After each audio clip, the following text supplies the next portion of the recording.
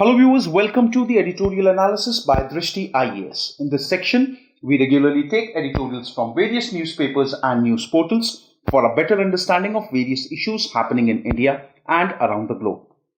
Dear viewers, in this section, we first try to link the editorial with our UPSC syllabus. Then we go analytical in order to understand some key points and at last some important concepts. Dear viewers, we truly hope that you like this initiative taken by Drishti IAS and your feedbacks are important for us. So kindly feel free to give your important feedbacks in the comment section. So without any further delay, let's commence our session. Dear viewer, this video is available in Hindi as well. If you wish to watch it, please visit our Hindi YouTube channel, Drishti IAS. For your convenience, the link for this video in Hindi has been provided in the description below.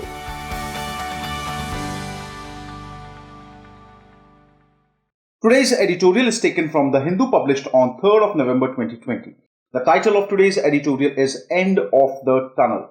Now, if we summarize today's editorial, we can say that the welcome pick up in GST revenues may not yet signal a sustainable economic recovery. If we try to link today's editorial with our UPSC syllabus, we can link it with GS Paper 3, which has section primarily involving Indian economy, issues relating to planning, mobilization of resources, growth, development, employment, inclusive growth, issues arising from it, and government budgeting. Some key points from today's editorial. Over 1.05 lakh crore has been collected from the goods and services tax in October, the highest monthly revenue from the indirect tax since February 2020. Now, recent reports have come and it has been said that over 1.05 lakh crores has been collected from the goods and services tax in the month of October, and this is the highest monthly revenue from the indirect taxes since February 2020. This year marks the second successive month of a year on uptick in the GST kitty. The 10.25% rise in October was preceded by a 4% increase in September. Now, it is also very important to see that this increase in GST revenue is for the second successive month. The first such increase in this year was after the lockdown got partially over.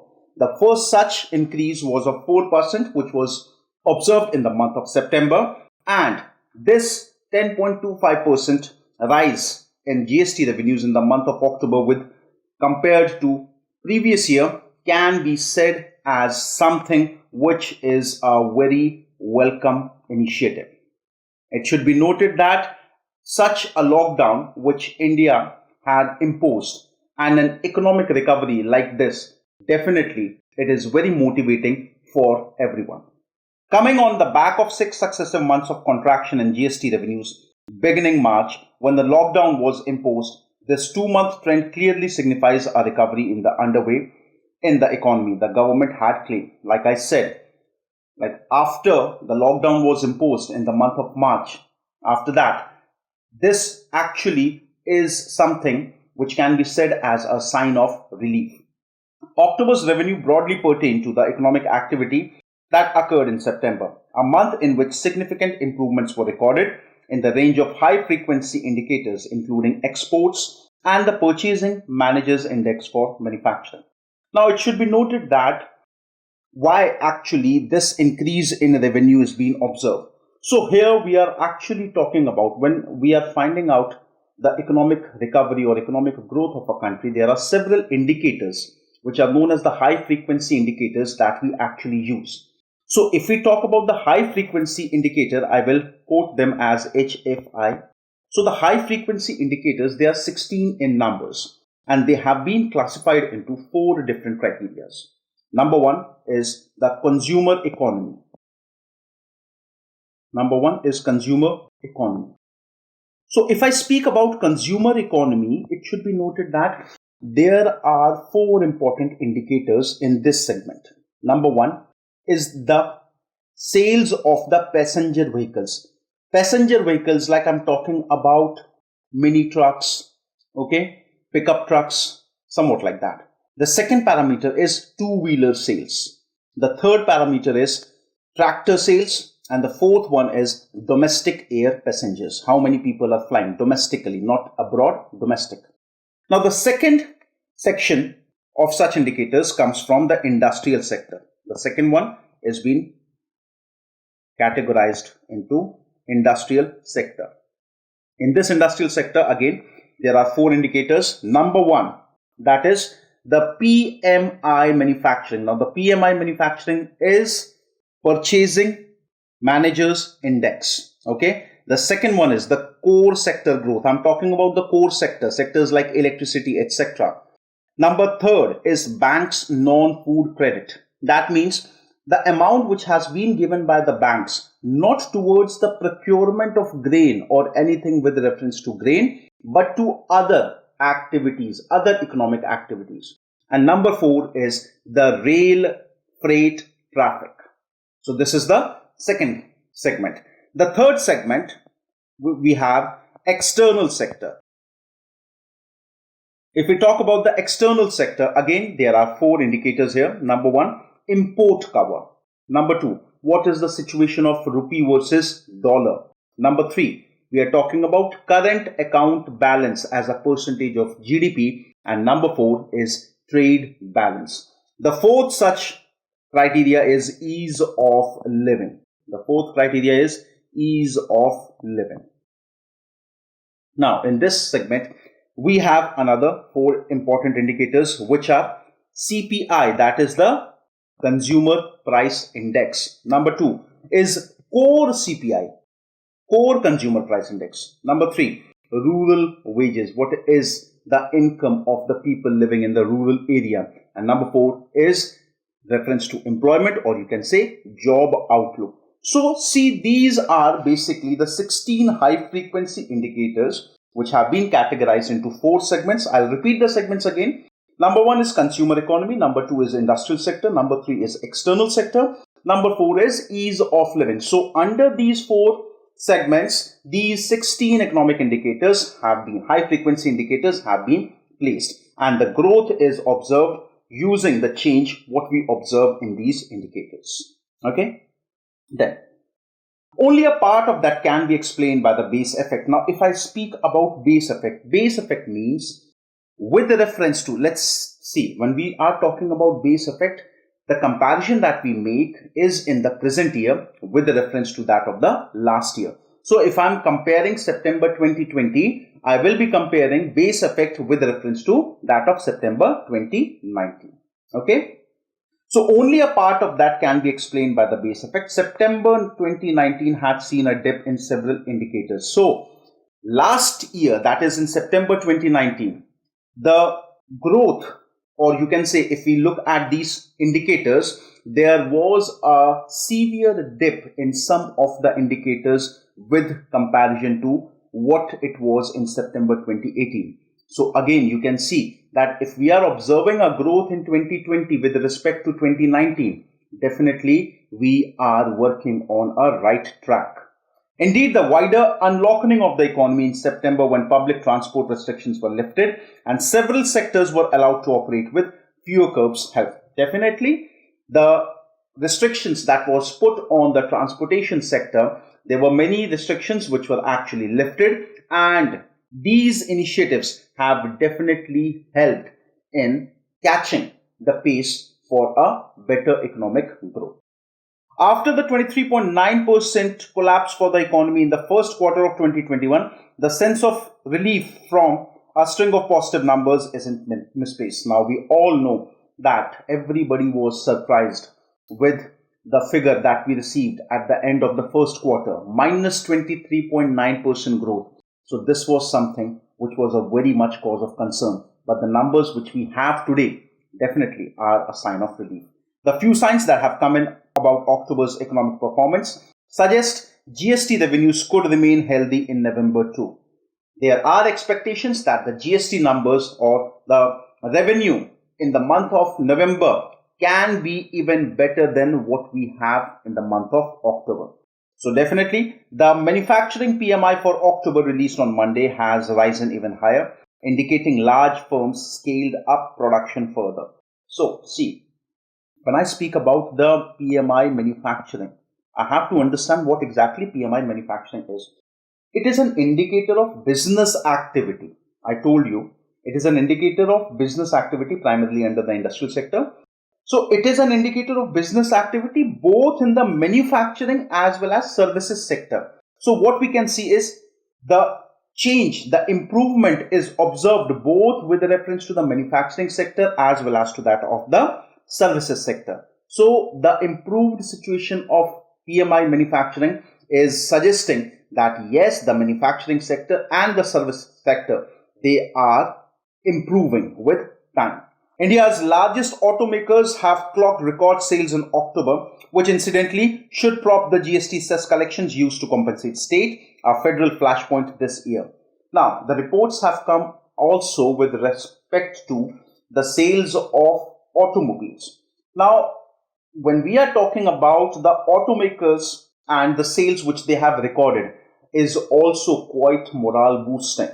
And with this increase in the sales of automobiles, definitely there will be an increase in the GST cess collections, and this GST cess collection will definitely help the government in providing relief to the states. And we all know that this year there has been a conflict between states and the center government over the GST compensation. Now, if we talk about the present scenario, yet any prognosis of a full-fledged economic recovery could still prove to be premature and illusory. See, looking by the numbers which we have observed in the month of September and October, definitely they are morale boosting, but yet we cannot conclude that we have completely recovered from the economic setback which we occurred during the COVID pandemic and the lockdown after that. See, there are several reasons. One of the most important reasons is India's festive season effect. Now, we all know that this particular time, September, October, November, it is time of Navaratri, it is time of Diwali, it is time of Karwa Chauth. There are various festivals celebrated in India during this particular time. So definitely that has definitely added up to the increase, to the growth that we are seeing. Also, we are talking about the pent-up demands. You know, pent-up demands. Pent-up demands is like people are coming back, people are following back the practice of consumerism. Okay, people are actually, because during the lockdown period, during the pandemic situation, people were actually quite concerned and they were not spending to the fullest. Whatever a person was spending, he was thinking that I must save it for the future time, because nobody knew how long this lockdown will continue. So once the situation are actually coming back to normal, people are also following the same pattern of consumerism, and people have actually come up with their demands, and the spending of people has actually started increasing. North Block mandarins recently critiqued these experts for changing opinions, swinging from a doomsday scenario in June to a cynical pent-up demand surmise when economic indicators improve. See, now here, politics has come into picture, and it has to be, because there were several critics who in the month of June, they were making a lot of hue and cry about that, okay, this is the doomsday in economy. Now, how can Indian economy recover? The government is not doing anything. The government has not taken appropriate initiatives. And now when this thing is coming back to normal, these people are saying, no, it's not that big deal. People are actually coming back to consumerism. So the thing is, the critiques at this point of time, when the government needs their support, they are not appreciating the initiatives taken by government, but they are actually saying that it is the pent-up demand because of which this betterment is being achieved. So our critics also have to take care of this. They have to appreciate the government at right point of time. Being a critic is good, but sometimes you have to appreciate whatever good is done by any government. Talking up the economy is perhaps a necessary policy device at times, but equally critical is a realistic assessment of ground realities so as to prepare better for what lies ahead. See, it is a very important time for everybody in our country. And just by looking at these numbers, we cannot forget that the pandemic is still looming, and we have to make sure that we are taking every possible step to fight against this pandemic and also help in the economic recovery of the country. So people are supposed not to get relaxed. People have to work, and we have to prepare ourselves for betterment. Okay. One such parameter that needs attention is employment. Yes, this is a cause of concern again. Employment is a question which is to be answered by the government here. Government has to create more and more jobs. If the government is really wanting for economic recovery to take place, most important thing through which they can achieve this is providing employment to the youth. The government has not ruled out more stimulus measures in the coming month. Much depends on the sensitivity of its evolving worldview, be it about the pandemic spread and control or the most challenged sectors in the economy that still need support. See, government is actually quite positive. The government is saying that this increase can definitely occur in next month as well. The coming months, definitely we can definitely see a betterment in the economic recovery. And yet, we have to be careful again. The pandemic is still looming. We have to make sure that we have to consider things such as the pandemic spread, pandemic control, and also there are several sectors in the economy which require government's attention. So government actually need to do something for those sectors as well. If government is taking every proper initiative with reference to every concern, then we are quite sure that within no time, India will be back on its track of growth. And definitely, the target that is set by our Prime Minister Modi ji of becoming a 5 trillion economy by 2024, definitely, if not 5 trillion, we can definitely get near to it. So, viewers, this was with the editorial analysis today. Some of the questions that can be asked with reference to today's editorial, yes, we can talk about the high frequency indicators, how these high frequency indicators work, okay, what are the various segments, what is PMI manufacturing, okay, what is the growth of the core sector, some of the challenge sectors of the economy. So questions with reference to these particular areas can be asked with reference to this particular editorial. So viewers, this was with the editorial. I hope you liked it. Thank you very much.